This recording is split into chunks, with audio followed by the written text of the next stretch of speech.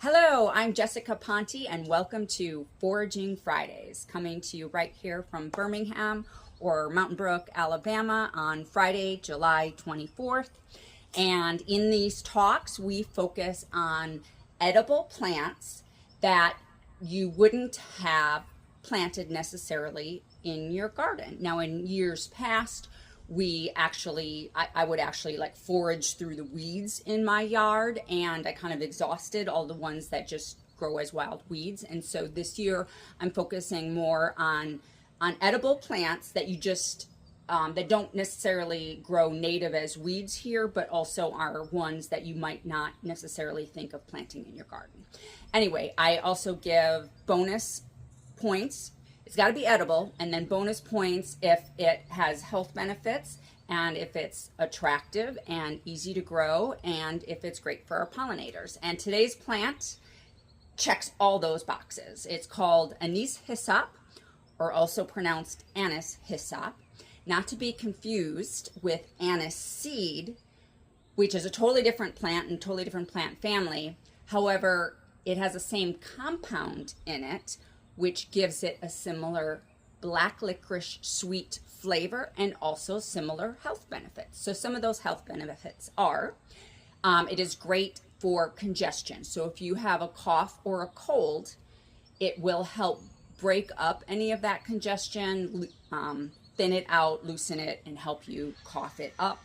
So for that, you might harvest a bunch of the leaves and pour boiling water on them and let them steep for about 20 minutes. And then you have a nice tea you can drink, and it's great for that. Another benefit is for digestion. So just like people in a lot of cultures will chew anise seeds after a meal, you can chew the leaves of the anise hyssop plant after a meal, and it will aid in digestion, reducing any potential future gas or bloating and just helping you feel great after a meal.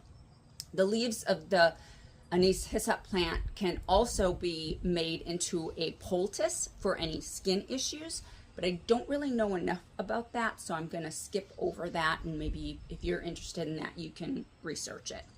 Anyway, before we go over to the plant and I let you see how beautiful it is, I'd also like to talk just about how easy it is to grow.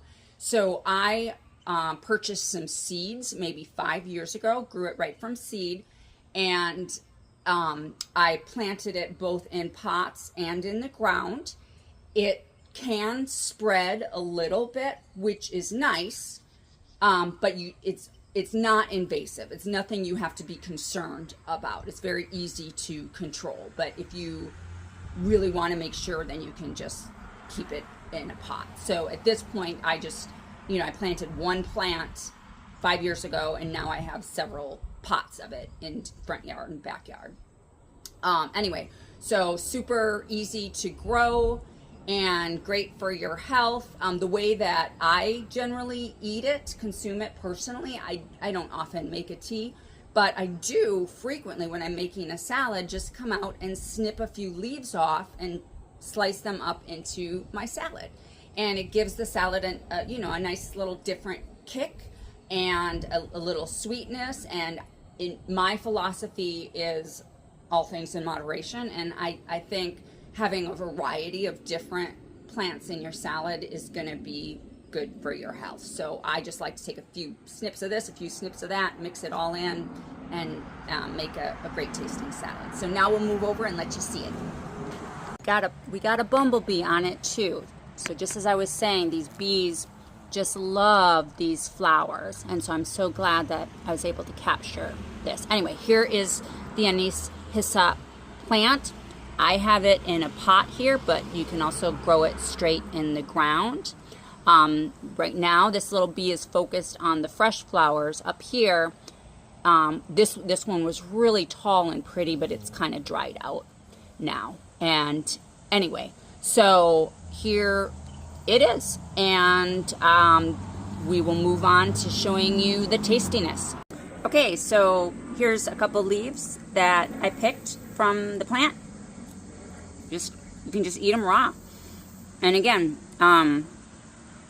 tastes very sweet, like black licorice. And me personally, I tend to use them in salads. I'll just cut maybe 4 or 5 of them and slice them up into the salad just to give it variety. So I really hope you try it out. Anise hyssop, Hyssop. See you next week.